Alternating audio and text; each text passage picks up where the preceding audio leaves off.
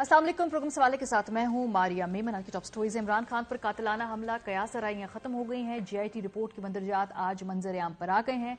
पाकिस्तान तहरीक इंसाफ ने इस हवाले से प्रेस कॉन्फ्रेंस की, इस पर बात करेंगे प्रोग्राम के पहले हिस्से में। उसके बाद मौरूसी सियासत के चुंगल में गिरा पाकिस्तान, इस पर गुफ्तगू होगी प्रोग्राम के दूसरे हिस्से में कि जो सियासी जमातें जो हैं अपने ही खानवादों के अलावा कोई मौजू क़यादत क्यों नहीं ढूंढ पाती।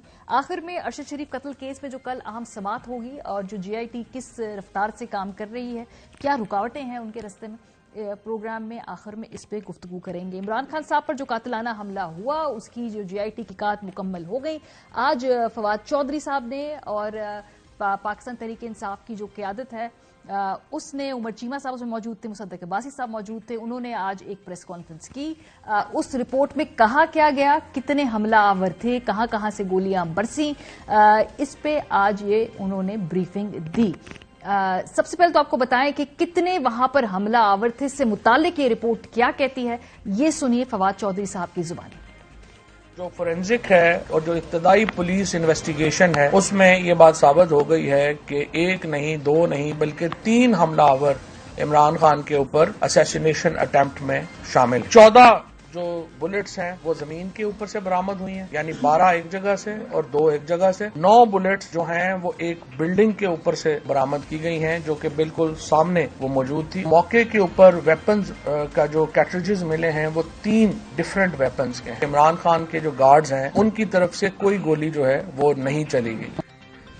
अब ये वाकया इसलिए भी पेक्यूलियर है कि जब ये हमला होता है इमरान खान साहब की उस कंटेनर के ऊपर, तो उस वक्त हुकूमत है उस सूबे में पाकिस्तान तहरीक इंसाफ की अपने इत्तेहादी काफ लीग के साथ मिलकर। तो सबसे पहले तो सवालात ये हुए कि भाई जो सिक्योरिटी के इंतजामात थे वो तो पंजाब हुकूमत ने देखने थे, अगर वहां पे कोई कोताही है, कोई भूल चूक है, तो उसमें तो पंजाब हुकूमत के भी कहीं ना कहीं जिम्मेदारी जरूर शामिल है। इस सवाल को एड्रेस किया ये GIT रिपोर्ट ने, जो खास तौर पे जो DPO है पंजाब के पुलिस के, उनके किरदार के हवाले से जो कुछ निकात सामने आए, ये हम आपको सुनवाना चाहते हैं, जरा देखिए।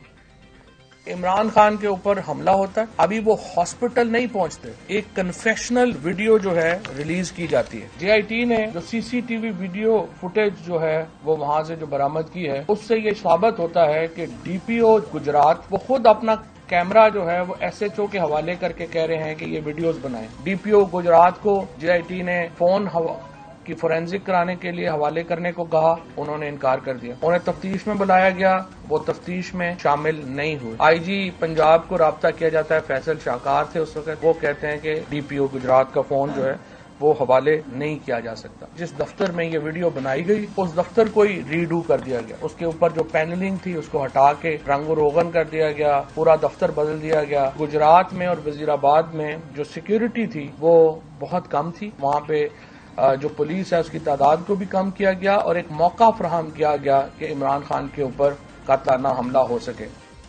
फवाद चौधरी साहब ने जो आज ये बात की, तमाम चार्जशीट जो पेश की, इससे बज़ाहिर आपको लगेगा कि किसी ऐसे सूबे की बात हो रही है जहां पर तहरीक इंसाफ की हुकूमत नहीं है, लेकिन मामला इसके बिल्कुल उलट है। अब क्या ये बेबसी थी या कोई और वजह, और इसके बाद जब ये रिपोर्ट सामने आई है तो अब कॉन्क्रीट स्टेप्स लेने क्या जा रही है पंजाब हुकूमत जो है पाकिस्तान तहरीक इंसाफ और काफ लीग की, इस पर बात करेंगे। मुसद्दक अब्बासी साहब मुशीर हैं वजीर आला पंजाब के, बहुत शुक्रिया सर हमें ज्वाइन करने के लिए। अब ये रिपोर्ट तो सर सामने आ गई, बड़े मैं 2-3 जो पहले ऑब्वियस सवालात हैं वो पूछना चाहूंगी।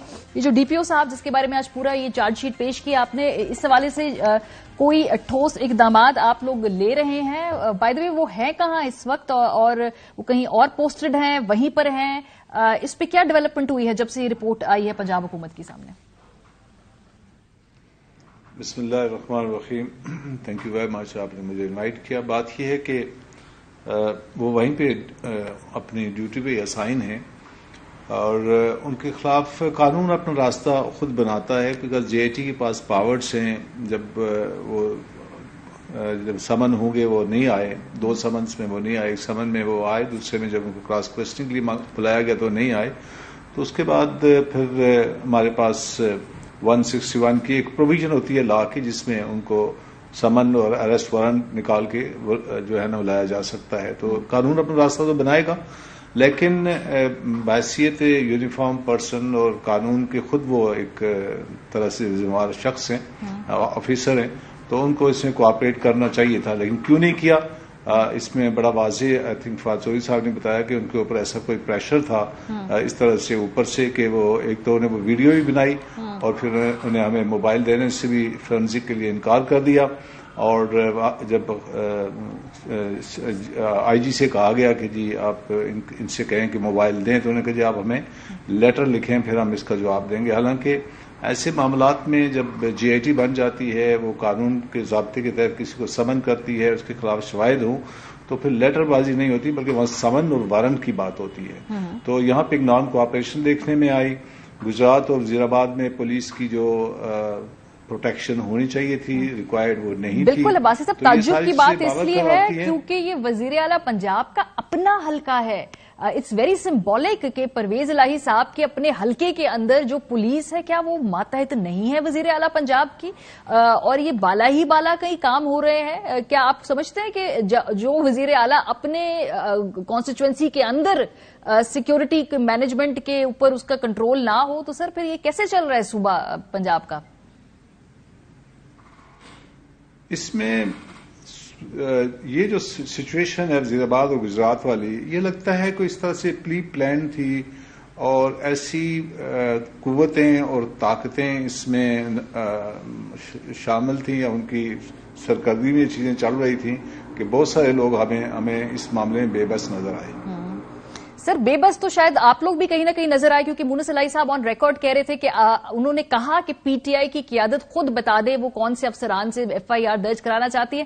آپ لوگوں نے بھی پرسو نہیں کیا اس کو، پھر وہ ایف آئی آر پھر اپنی ادھر جس کی مرضی کی تھی اسی مرضی کی دائر ہوئی، آپ لوگوں کی مرضی کی تو ایف آئی آر بھی نہیں ہوئی، تو آپ لوگ بھی یہاں شاید بے بس تھے، آپ نے بھی پرسو نہیں کیا اسے؟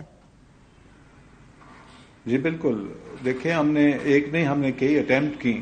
ہم نے پہلے زبیر نیازی صاحب پہلے وزیر آباد گئے، وہاں پہ انہیں جا کے ایس ایچ او، ہمارے پاس ویڈیوز موجود ہیں جو ایس ایچ او کو ریکویسٹ کرتے ہیں کہ یہ ہماری کمپلینٹ لے لیں، وہ کمپلینٹ لینے سے انکار کر دیتے ہیں، بلکہ وہ کہتے ہیں کہ تھانے کی بجلی نہیں ہے۔ بجلی جب انہوں نے الیکٹریشینز کا بندوبست کیا تو پتا چلا کہ تھانے کی بجلی جو ہے نا وہ کاٹ دی گئی ہے، اور جہاں سے تار کٹی ہوئی تھی اس کے پاس ہی جو ہے نا وہ انسٹرومنٹ بھی پڑا ہوا تھا جس سے تار کاٹی گئی۔ تو یہ ساری چیزیں پری پلان تھی، ان کو پتا تھا کہ یہاں ایف آئی آر درج کرنے کوئی آئے گا، اور جب ایف آئی آر درج کرنے آئے گا تو اس کو الیکٹرانکلی ایک فیڈ بیک دینی ہوتی ہے، رسید دینی ہوتی ہے۔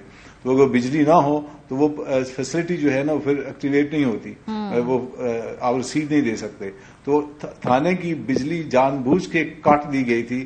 تو آپ ان ساری چیزوں کو اگر ڈاٹس کو جوڑیں تو یہ چیزیں کوئی آل آف اے سڈن نہیں ہوئی بلکہ پری پلان کی گئی تھیں۔ آپ اگر اٹیک کی جگہ دیکھیں جہاں پہ اٹیک ہوا ہے تو وہ ایک خاص سوٹیبل جگہ تھی جہاں پہ روڈ تنگ ہوتی ہے، بلڈنگیں نزدیک آ رہی ہیں، اور بلڈنگ کے اوپر سے بندہ فائر کرتا ہے، سامنے سے بھی فائر کرتا ہے، تاکہ بچنے کے چانسز کم سے کم ہوں اور جو نشانہ ہے وہ خطا نہ ہو۔ تو یہ ساری چیزیں جو جے آئی ٹی کی سمجھ میں لگی ہیں وہ یہی ہیں کہ یہ ساری چیزیں پری پلان تھیں۔ سر تو ابھی فائنڈنگز تو آ گئی نا، اب وہ آپ اس میں سے امپلیمنٹ کیا کیا کرا پائیں گے؟ مطلب اگر پوری انویسٹیگیشن کے دوران، ایف آئی آر درج کرانے کے دوران جو حملہ ہوتا ہے اس دوران معاملات آپ کے کنٹرول میں ہی نہیں ہے، اب اس کو امپلیمنٹ بھی تو کروانا ہے، امپلیمنٹ کرانے میں آپ کتنے کانفیڈنٹ ہیں؟ ادھر آپ کیا کرا سکیں گے؟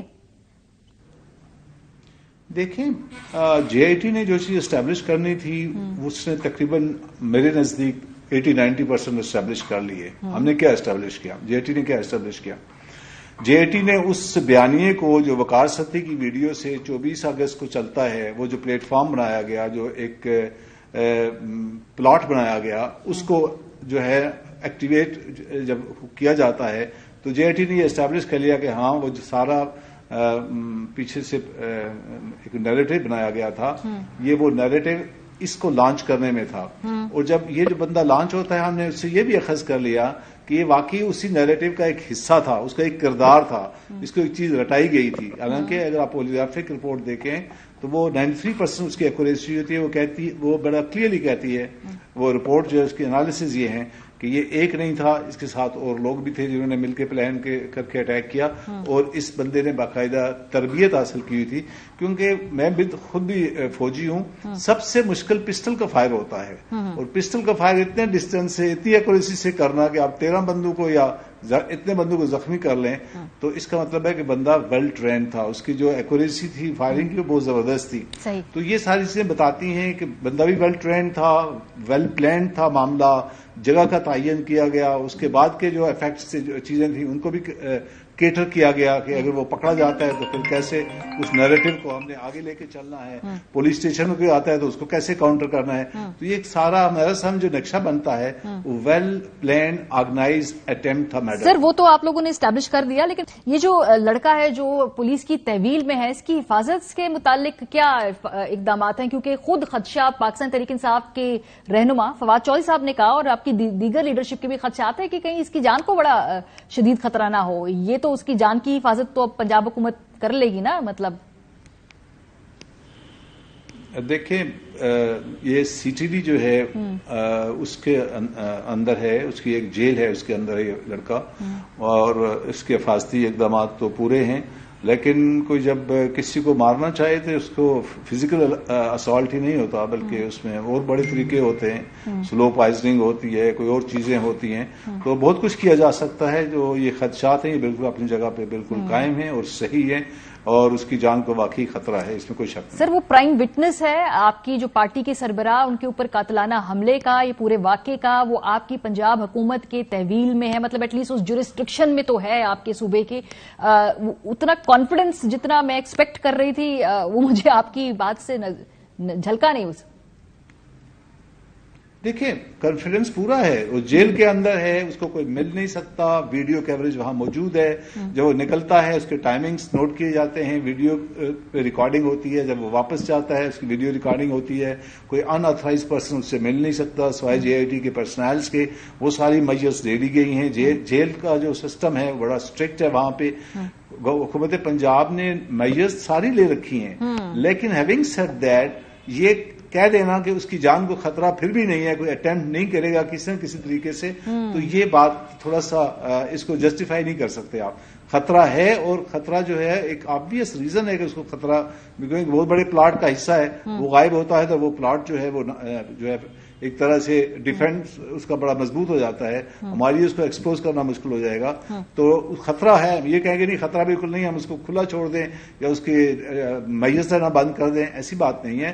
اسی خطرے کو مد نظر رکھتے ہوئے ہم نے پورے میز لے رکھے ہیں سی ڈی ڈی کے اندر، اور ہمیں امید ہے کہ ایسی کوئی اٹیمپٹ کرنے میں، فزیکل اٹیمپٹ کرنے میں یا کوئی اس طرح سے اٹیمپٹ کرنے میں کامیاب نہیں ہوگا. بہت شکریہ. مصدق عباسی صاحب ہمارے ساتھ تھے، ترجمان پنجاب حکومت. اس وقت ہم مشیر تھے وزیر اعلیٰ پنجاب کے. Let me correct myself, at least اس جے آئی ٹی کی جو رپورٹ ہے اس کی فائنڈنگ سے یہ بات تو سامنے آ گئی کہ عمران خان صاحب کو کے اوپر جو ایک بات کے حملہ ہوا، دوسری بات یہ کہ جو اس میں اٹیکرز تھے وہ ایک سے زیادہ تھے، اور تیسری بات یہ جی کہ ان کی جان کے اوپر سیریسلی ایک اٹیمپٹ کی گئی تھی. جب بھی سیاسی قیادت، اور یہ میں کراس دا بورڈ بات کر رہی ہوں، کہ اس طرح کے معاملات کے اندر جب ایک دوسرے کے اوپر سیاسی طور پہ انڈر مائن کرتے ہیں، اور اس کے بعد ہم سیاسی طور پہ اس کا جواب کیا دیکھتے ہیں کہ سیاسی طور پہ انڈر مائن کیا جاتا ہے، انڈر پلے کیا جاتا ہے اس حملے کو، اور جس طرح سے ٹھٹا لگایا جاتا ہے، مذاق اڑایا جاتا ہے، اکراس دا بورڈ میں بات کر رہی ہوں، وہ بڑی تشویشناک ایشو ہے. شکر ہے کہ اس دن جان بچ گئی تحریک انصاف کے سربراہ کی، لیکن کوئی بھی پاپولر سیاسی لیڈرشپ کے اوپر اگر اتنا حملہ کیا جائے تو وہ تمام سیاسی جماعتوں کے تمام لیڈران کے لیے ایک لمحہ فکریہ ہونا چاہیے. یہ نہیں ہونا چاہیے کہ آپ اس کا مذاق اڑائیں، اس تھریٹ لیول کو ڈاؤن پلے کریں، اور اس کے اندر ایک طریقے سے مزاح اور طنز تلاش کرنے کی کوشش کریں، جیسے کہ بہت سارے سیاستدانوں نے کیا. یہاں آپ کو سنوانا چاہتے ہیں. گولی ایک لگی ہے، دو لگی ہیں، تین لگی ہیں، چار لگی ہیں، ایک ٹانگ میں لگی ہیں، دو ٹانگوں میں لگی ہیں، گولی لگی ہے، گولیوں کے ٹکڑے لگے ہیں. کیا ڈرامے ہیں اس ایکٹنگ میں. تو اس نے شاہ رخ اور سلمان خان کو بھی پیچھے چھوڑ دیا. اس طرح کا ڈرامہ شاید دنیا میں کوئی مچا سکے. یہ 4 گولیاں والا کل جو اداکاری کر رہا تھا، یہ اداکاری زیادہ دیر نہیں چلنے دیں گے. اس واقعے کی انویسٹیگیشن کروائیں گے. عمران خان پہ حملے کا ایک پوری فلم بنی، اس کا پروڈیوسر ڈائریکٹر یا اسرائیل سے یا بھارت سے. یہ پورا ڈرامہ ہے. اس ڈرامے کا آتھر، اس کا کردار عمران خان خود ہے، جس نے اپنے آپ پر خود یہ پورا ڈرامہ کروایا ہے. اداکاری، ڈرامہ، یہ پورا ایک اسکرپٹ لکھا، اس کا آتھر خود ہے، اپنے اوپر حملہ کرایا گیا. یہ ایسی جماعت کے لوگ بھی بات کر رہے ہیں جن کی خود مین سٹریم لیڈرشپ جو ہے دہشت گردی کا نشانہ بنی اور اس کے بعد اس سیاسی جماعت کو اس کی قیمت ادا کرنی پڑے. سو اس طرح کے براہ کرم ٹھٹے اور مذاق نہ ہی اڑائے جائیں تو بہتر ہے. پروگرام میں ایک بریک کا وقت ہو گیا ہے, اس کے بعد ہم آگے بڑھیں گے اور جائزہ لیں گے. مریم نواز شریف کو پی ایم ایل این کے ایک کلیدی عہدہ دے دیا گیا ہے. ذرا اس پہ گفتگو کریں گے کہ جماعت کے اندر اس حوالے سے ماضی میں کیا سینٹیمنٹ رہا ہے. بریک کے بعد ہمارے ساتھ رہیے. ویلکم بیک جی. اس ہفتے جو ایک اہم ڈیولپمنٹ ہوئی نون لیگ کے اندر, اگر ہم کہیں کہ وراثت کی جو جنگ تھی وہ فی الحال مریم نواز صاحبہ نے جیت لی. سینئر نائب صدر ان کو بنا دیا گیا ہے, ساتھ ساتھ پارٹی کی ساری آرگنائزیشن, ٹکٹ کیسے دینے ہیں, وہ جو ساری الیکشن کی تیاری سے پہلے پارٹی کے اندر ریسٹرکچرنگ ہوتی ہے وہ کریں گی مریم نواز صاحبہ. حمزہ شہباز صاحب غالباً جب سے چیف منسٹر جو ان سے عہدے سے ہٹے ہیں اس کے بعد سے وہ پبلک لائف میں نظر نہیں آتے ہیں, وہ کہیں شیڈوز پہ آپریٹ کر رہے ہیں. مریم نواز صاحبہ بہرحال ایک بھرپور کردار اب ادا کر رہی ہیں. سو یہ جو ان کو ترقی دی گئی ہے اس حوالے سے ہم نے کہا ذرا جائزہ لیں مریم کے رپورٹ کارڈ کا کہ انہوں نے کب کب سیاسی طور پہ کن کیمپینز کو لیڈ کیا. بیکاز پاپولر وہ ہیں, جلسوں میں بے شک لوگ آتے ہیں, دلیر بھی ہیں, نڈر بھی ہیں, لیڈرشپ کوالٹیز بھی ہیں, اور ظاہر سی بات ہے میاں محمد نواز شریف صاحب کا ان کے سر پہ ہاتھ بھی ہے. سو ایک طرح سے ایک سیل آف انڈورسمنٹ بھی ہے. لیکن کیا یہ سب کچھ جو ہے ان کے لیے الیکٹورل پالیٹکس میں کوئی کامیابی میں ٹرانسلیٹ ہوتی ہے؟ کیا یہ سب کچھ ووٹ میں وہ ٹرانسلیٹ کر پاتی ہیں؟ اس کا ذرا جائزہ لیتے ہیں. 3 اہم کیمپینز مریم نواز صاحبہ نے لیڈ کی. گلگت کے الیکشنز تھے, کشمیر کے الیکشنز تھے اور ضمنی انتخابات. پہلے تو دیکھیے مریم صاحبہ کس طرح وہاں پر آگے بڑھ کر وہاں پہ خطابات کرتی رہیں. پوری کیمپین کو ڈیزائن کرنا, ہر کانسٹیچوئنسی میں جانا, یہ مریم صاحبہ کرتی رہیں ماضی میں. میں جگہ جگہ چپا چپا کونا کونا کشمیر میں خود چل کے گئی ہوں. آلو شیر آلو, اپنے رشتہ داروں کو, بچوں کو, محلے والوں کو لے کر نکلنا ہے اور شیر پہ مہر لگانی ہے. پاکستان کو اعتماد ہے, پنجاب کو اعتماد ہے, لاہور کو اعتماد ہے.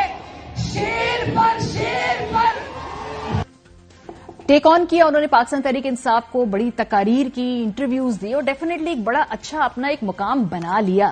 لیکن اس کو سیاسی کارکردگی میں کیا وہ ٹرانسلیٹ کر پائیں؟ جو فگرز ہیں وہ جو ڈیٹا اس کو بیک نہیں کرتا. For example Azad Kashmir election میں اگر ہم دیکھیں تو نون لیگ 45 میں سے اس وقت صرف 6 نشستیں جیتی تھی.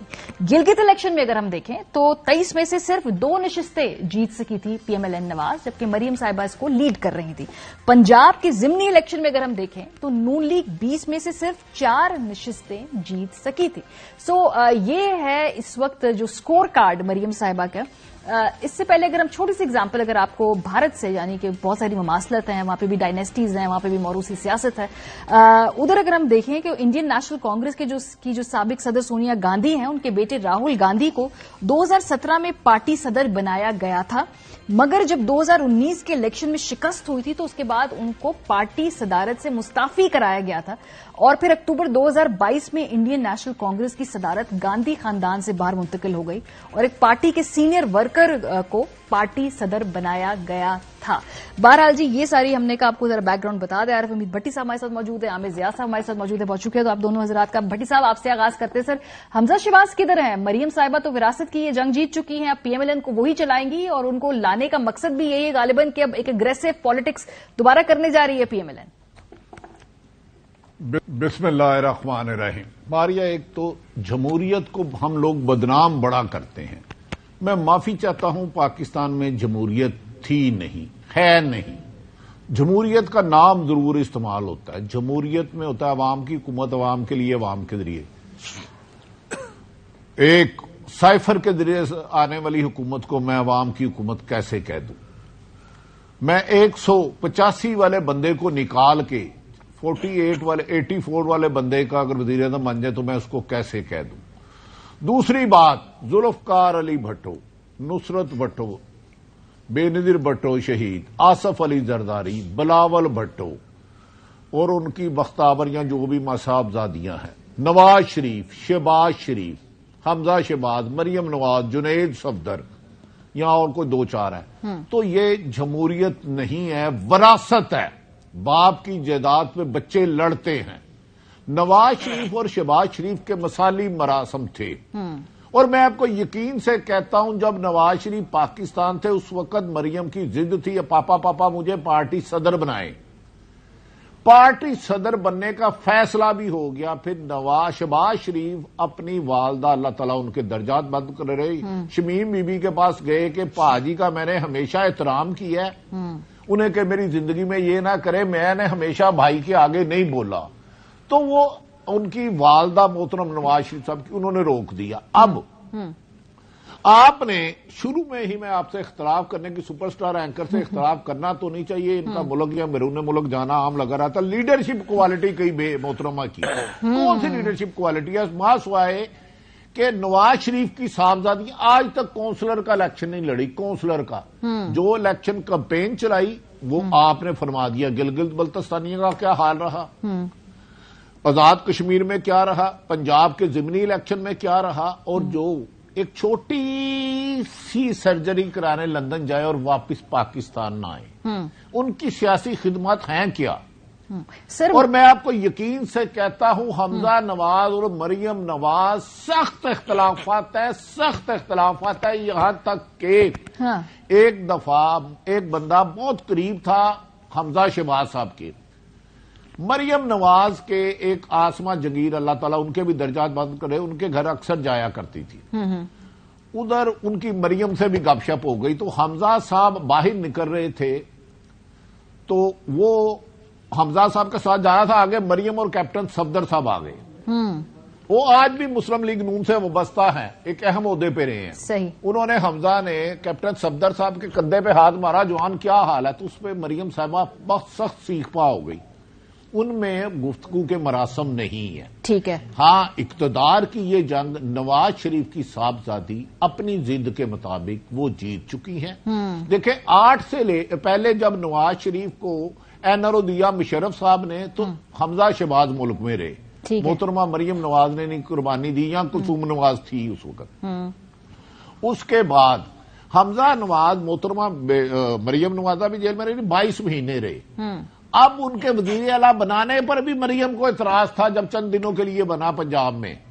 اب آپ کو پتا ہے عرصہ دراز سے ایک طرف پنجاب میں جنگو جہدل تھی پنجاب حکومت گرانے کی، اور حمزہ شہباز ملک سے باہر چلے گئے تھے، آج اس وقت بھی باہر ہیں خبروں کے مطابق۔ اچھا، تو وہ خاندان میں نواز فیملی کو، عمران شہباز شریف کو فیملی دیا کہ قربانی ہم دیتے رہے، باپ وزیر اعظم بن گیا، بیٹا وزیر اعلیٰ بن گیا، تو مریم نے اپنی اہمیت بتائی ہے کہ میں سینئر وائس پریزیڈنٹ اور آرگنائزر۔ سر پوری پارٹی سطح پر، ہر سطح پہ مریم بی بی جو ہیں وہ فیصلے کریں گی، پھر اپنی ٹیمز بھی آئیں گی، وہ بہت ساری ریسٹرکچرنگ ہوگی۔ عامر صاحب، مریم بی بی کا جو ہے اب پارٹی کے تمام انتظامی امور وہی دیکھیں گی، اس کا کیا مطلب ہے؟ پی ایم ایل این کی پالیٹکس کا کیا، اس کا کیسے انٹرپریٹ کریں گے؟ کیا وہ دوبارہ اپنے پرانے بیانیے کی طرف واپس لوٹ رہے ہیں، اس لیے مریم بی بی کو سامنے دوبارہ ایک اہم رول دے دیا گیا ہے، یا آپ کو لگتا ہے کہ الیکشن کی تیاری کے لیے بھی خاص طور پہ مریم بی بی کو یہ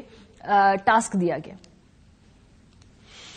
ماریہ، یہ خوش قسمتی ہے مریم نواز صاحبہ کی اور بدقسمتی ہے پاکستانی جمہوریت کی کہ یہاں پر موروثی سیاست غالب ہے، جس کو بڑا اچھے پیرائے میں بھٹی صاحب نے بیان کیا۔ میرا عرض یہ کرنا کہ جب ہم کہتے ہیں نا کہ قیادت کی کیا اس میں کوالٹیز ہیں، کیا ان میں خصوصیات ہیں، ہم یہ سمجھتے ہیں کہ قائد وہ ہوتا ہے جو بے تکان بولتا ہے اور بہت مطلب ہے کہ بغیر سوچے سمجھے اس کے زبان کے آگے میدان ہے اور وہ گھوڑا دوڑائے چلا جاتا ہے، تو یہ قیادت نہیں ہوتی۔ بہت سارے لوگ جو ہیں بہت تیز گفتگو کر سکتے ہیں، بڑی جلی بھونی باتیں کر سکتے ہیں، بہت لوگوں کو کہتے ہیں نا ان پہ ٹونٹنگ کر سکتے ہیں، تقاریر میں، ڈرائنگ روم میں بھی کر سکتے ہیں، ڈرائنگ روم سے باہر بھی کر سکتے ہیں، تو یہ کوالٹیز نہیں ہوتی ہیں لوگوں میں۔ عموماً دیکھا کہ جو سیاستدان، بلکہ میں کہوں گا جو رہنما ہوتا ہے، جو قائد ہوتا ہے، جو قیادت ہوتی، لیڈرشپ ہوتی ہے، اس کے پاس کوئی ویژن ہوتا ہے، اس کے کہتے ہیں کردار کا ایک تسلسل ہوتا ہے، اس کی قربانیاں ہوتی ہیں، کہتے ہیں نا عوام سے جڑا ہوا ہوتا ہے وہ۔ اب مجھے نہیں پتا کہ مریم صاحبہ جو ہے وہ کس حد تک جو ہے عوام سے جڑی ہوئی ہیں۔ سر 2-3 باتیں میں تھوڑا سا لقمہ دوں گی سر۔ ایک تو یہ کہ جب پارٹی شدید مشکلات میں تھی اس وقت مریم صاحبہ اسٹیپڈ اپ، دوسرا یہ کہ اس ملک کے اندر جو ملٹری اسٹیبلشمنٹ کو باقاعدہ اس وقت للکارا پارٹی کے بہاف پہ، جب ان کی پارٹی کے بہت سارے لوگ اس وقت خاموش تھے، مصلحت کا شکار تھے، انکلوڈنگ شہباز شریف صاحب۔ تیسری بات سر وہ کراؤڈ پولر ہے۔ چوتھی بات نواز شریف صاحب کے اگر پیچھے ان کے سر پہ ہاتھ ہے۔ یہ 4 اہم امپورٹنٹ باتیں جو پارٹی کے اندر لوگ کہتے ہیں کہ اس وقت اس کو یکجا رکھنے اور آگے بڑھانے۔ میں ان کے جواب دیتا ہوں۔ دیکھیں ہمارے ملک میں بڑے کچھ فکری مغالطے ہیں، اس پہ ایک مغالطہ یہ کہ جناب یہ جمہوریت کی چیمپئن بن کے عوام کے دکھ درد کے لیے سامنے آئی. نہیں، اس وقت جب یہ انہوں نے سٹیپ اپ کیا اس کی وجہ یہ تھی کہ ان کی خاندان کی سیاست اور اس کا کاروبار جو تھا وہ مشکل میں تھا. یہ کوئی جمہور اور جمہوریت کے لیے نہیں آئی تھی. آپ وہ دور یاد کریں کہ جب بھی ایک امید ہوتی تھی کہ کوئی بھاؤ تاؤ ہو رہا ہے، کوئی ان میں ایگریمنٹ ہو رہا ہے، تو مریم کا ٹویٹر ایک دم خاموش ہو جایا کرتا تھا، ایک دم یہ مطلب زہر اگلتے اگلتے خاموش ہو جایا کرتی تھی. یاد کریں نا وہ. تو آپ یہ دیکھیں کہ وہ کس چیز کے لیے سٹیپ اپ کر رہی تھی. وہ عوام کے لیے کر رہی تھی، پاکستان کے لیے کر رہی تھی، اس دھرتی کے لیے کر رہی تھی، یا اپنے خاندان کے لیے کر رہی تھی اور اس کی کہتے ہیں بزنس امپائر بچانے کے لیے کر رہی تھی، یا اپنی کہتے ہیں کہ بادشاہت قائم کرنے کے لیے، شہنشاہیت قائم کرنے کے لیے کر رہی تھی. تو یہ بڑا ایک سامنے کا سوال ہے. اچھا، پھر وہ جو فوج مخالف بیانیہ جس کا آج تک لوگ ڈھول پیٹ رہے ہیں، دیکھیں فوج مخالف بیانیہ نہیں تھا، وہ ان کے اپنے مفادات کے لیے تھا. اور جیسے ہی ان کے معاملات جو ہیں وہ فوج سے سیدھے ہوئے، یا اس وقت کی قیادت سے، جو ماضی کی فوج کی قیادت اس سے سیدھے ہوئے، تو آپ نے دیکھا کہ پھر وہ زبانوں پہ ٹیپ لگ گئی، زپ لگ گئی، اور اس کے بعد تو ایک لفظ ہم نے نہیں سنا. تو بات یہ کہ جو بھی ان کی سیاست تھی، یا جو انہوں نے ہمت دکھائی، وہ تو کوئی بھی شخص اگر کسی کے بھی گھر کو اوپر کوئی مشکل آ رہی ہو تو کھڑا ہو جاتا ہے اس کا دفاع کرنے کے لیے. کراچی میں اینٹی انکروچمنٹ جب کوئی وہ چلتی ہے نا کیمپین، تو لوگ پتھر لے کے، لاٹھی لے کے پولیس سے لڑنے کے لیے آ جاتے ہیں. تو اگر یہ پیمانہ ہے تو بھائی پھر تو بہت اچھا پیمانہ ہے. تو میں نہیں سمجھتا کہ قیادت کی وہ ہے. یہ مسئلہ یہ کہ ہماری جو جمہوریت کو ایک چیز دیمک کی طرح کھا رہی ہے، وہ موروثی سیاست ہے، قومی سطح پر بھی اور کانسٹیٹوئنسی لیول کے اوپر بھی. ایک اسٹڈی کے متعلق 60% ہماری جو نشستیں قومی اسمبلی کی وہ ہوتی ہیں موروثی سیاست کی ہوتی ہیں، آباء و اجداد کی نشستیں ہوتی ہیں. قومی سیاست پہ آپ دیکھیں 4 پارٹیز کم از کم. پی ایم ایل نون میں اگر آپ دیکھیں ڈی این اے کے اوپر فیصلہ ہوتا ہے، پاکستان پیپلز پارٹی میں اسی طرح فیصلہ ہوتا ہے. مولانا فضل الرحمان کی پارٹی بھی اب ایسی ہے، ان کا بیٹا ہے، وہ خود کسی کے بیٹے تھے جو سامنے آ گئے، بھائی بیٹھا ہوا ہے. اے این پی ہے.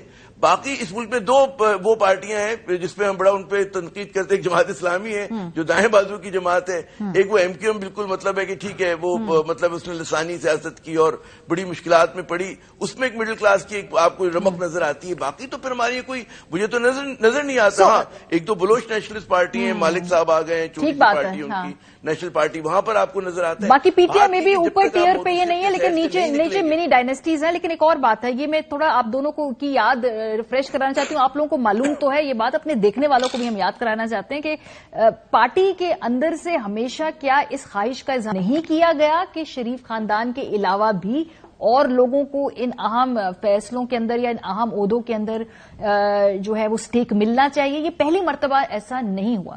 خواجہ سعد رفیق صاحب کے 2 انٹرویوز تھے 2020 میں، ایک 25 مارچ کو دیا، بلکہ دونوں ایک ہی دن دیے. ایک دن مہر بخاری صاحبہ کو انٹرویو دیا، اور جب ان سے پوچھا گیا کہ بھئی جمہوری رویے پارٹی کے اندر اگر ہوں گے تو پھر کیا ہوگا، اس پہ خواجہ سعد رفیق صاحب کا جواب بہت دلچسپ تھا. ووٹ کو عزت ملنی اس وقت ہے جب آپ اپنی جماعتوں کے اندر جمہوری رویوں کو فروغ دیں گے. کیسے دیتے ہیں وہ؟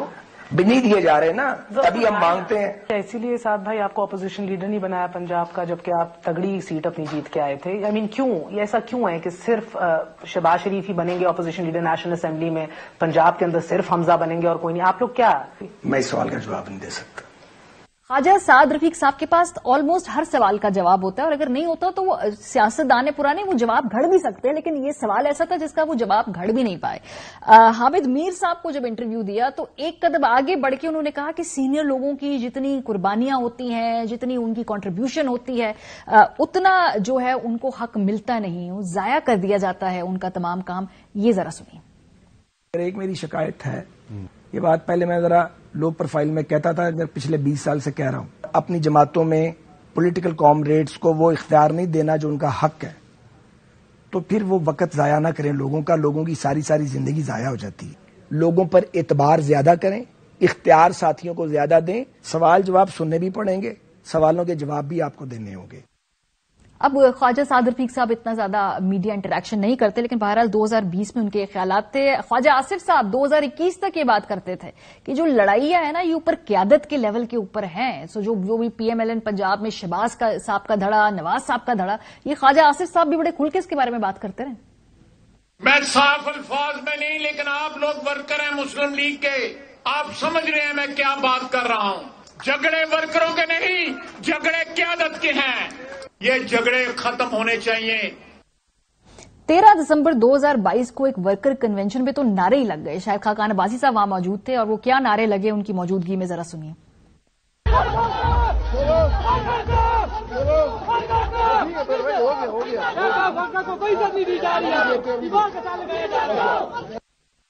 जी भट्टी साहब, ये अब बड़ा जालिम जमाना है, ये कैमरे के ऊपर सारे जो इंटरव्यूज हैं ये रिकॉर्ड हो जाते हैं। साद रफीक साहब इस सवाल का जवाब नहीं बता पाए थे मेहर साहिबा को कि हमजा साहब के अलावा और कोई वजीर आला क्यों नहीं बन सकता पीएमएलएन में। मारिया नवाबजादा नसरुल्लाह मरहूम फौत हो गए, अल्लाह उनके भी दर्जात बुलंद करे। वो कहते थे सुनता जा शर्माता, जब कोई बहुत ज्यादा झूठ बोलता था ना वो उसके बारे में ये फरमाते थे, सुनता जा शर्माता जा।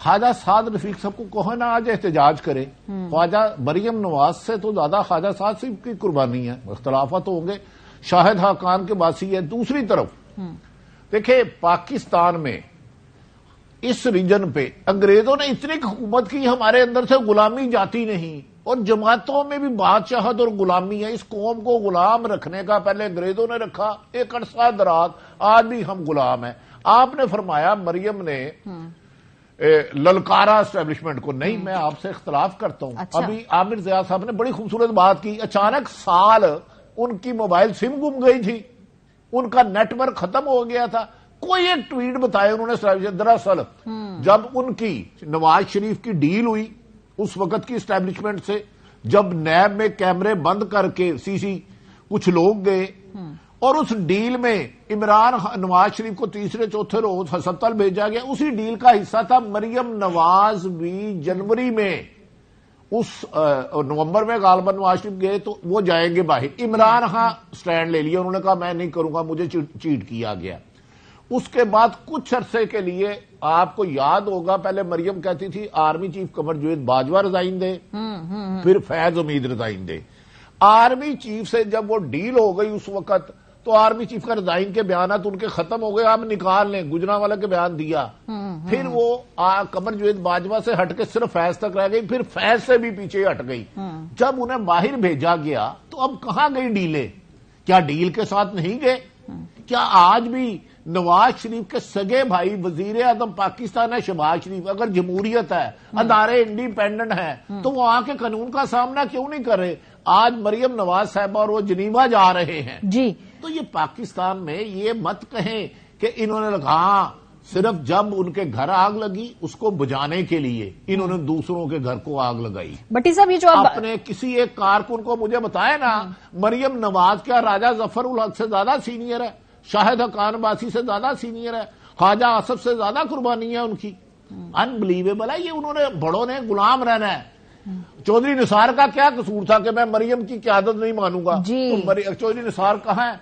तो लिहाजा पार्टी में गुलामी है। कोई भी सर ये जो आपने चौधरी निसार की बात की ना वो हमने निकाल के रखा हुआ है, वे सुनवा देते हैं। 2017 में जब उनसे पूछा गया उन्होंने कहा जी बच्चे गैर सियासी होते हैं और बच्चे जब गैर सियासी हों तो उन्हें लीडर नहीं माना जा सकता। मरियम नवाज साहिबा के बारे में वो बात कर रहे थे, जरा सुनिए।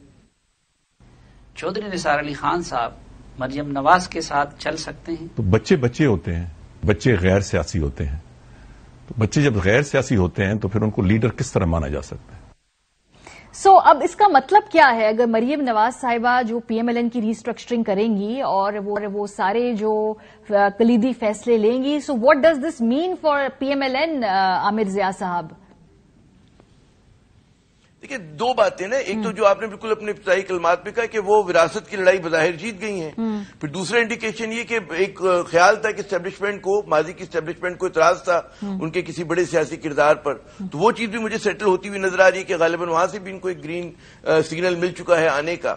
लेकिन ये जो बात कर रहे हैं भट्टी साहब और हम जैसे लोग बात करते हैं ना, कि बात ये कि हमारे यहाँ मतलब है, ये तो अभी हम बात करें ना कि बेटी है उनकी, जब इसाक इनका मिफ्ता इस्माइल साहब इतराज कर रहे थे, इन्होंने तोपों का रुख खोला इसाक डार की तरफ, तो एक नून लीग के मेरे सीनियर आदमी से बात हो रही थी, रहनुमा से, उन्होंने कहा भाई बात यह है कि अगर नून लीग की हुकूमत हो और इसाक डार वजीर खजाना ना हो तो मुमकिन ही नहीं है। तो मिफ्ता साहब एक स्टॉप गैप मेजर के तौर पे आए थे, जहां पर समझी की इतनी हैसियत है तो बेटी की तो बहुत ज्यादा होगी। बहुत शुक्रिया आमिर ज़िया साहब, बहुत शुक्रिया आरिफ भट्टी साहब। और जब तक ये पॉलिटिकल पार्टीज अपने आप को री इन्वेंट नहीं करेंगी, ये जो इस वक्त पाकिस्तान का एक जमहूरी क्राइसिस है یہ کہیں دور جاتا ہوا نظر نہیں آتا. بریک پہ جائیں گے, جب واپس آئیں گے تو کلوزنگ نوٹ ہوگا ہمارے ساتھ رہے. ویلکم بیک جی. شہید ارشد شریف کیس کے حوالے سے سپریم کورٹ میں کل ایک عام سماعت ہونے جا رہی ہے. سپریم کورٹ میں جو قتل کیس کا خود نوٹس لیا گیا, اس حوالے سے جو آج کی لیٹسٹ رپورٹ تھی وہ یہ تھی کہ فنڈز کا اجرا نہیں کیا گیا. جب اخباروں کے اندر یہ خبر چھپی اس کے بعد اب وہ فنڈز دے دیے گئے ہیں. تو وہ جو جی آئی ٹی تھی جس نے دبئی اور کینیا جانا تھا نہیں جا سکی, اب وہ 15 تاریخ کو جائے گی. 8 دسمبر 2022 کو سپریم کورٹ نے اپنے حکم میں واضح ہدایات دی تھی کہ اسپیشل جی آئی ٹی کی معاونت کی جائے, لیکن وفاقی حکومت نے سماعت سے ایک دن قبل آج یہ فنڈز فراہم کیے ہیں. سپریم کورٹ کی جو ہدایات تھی وہ کیا تھی؟ وہ یہ تھی جی کہ جی آئی ٹی کو فنڈ سمیت کسی بھی چیز کی ضرورت پڑے تو حکومت معاونت کرے. جی آئی ٹی کو کوئی رکاوٹ آئے تو عدالت سے وہ رجوع کر سکتی ہے. 72 دن ہو چکے ہیں ارشد صاحب کی شہادت کو اور ان کے لواحقین اور عزیز اب بھی انصاف کے متلاشی ہیں. تحقیقات کے اندر مزید روڑے مت اٹکائیں, گھر والوں کو جو ہے وہ انصاف دیں. پروگرام کا وقت ختم ہو گیا. اپنا فیڈ بیک دینا مت بھولے گا. خیال رکھیے. خدا حافظ.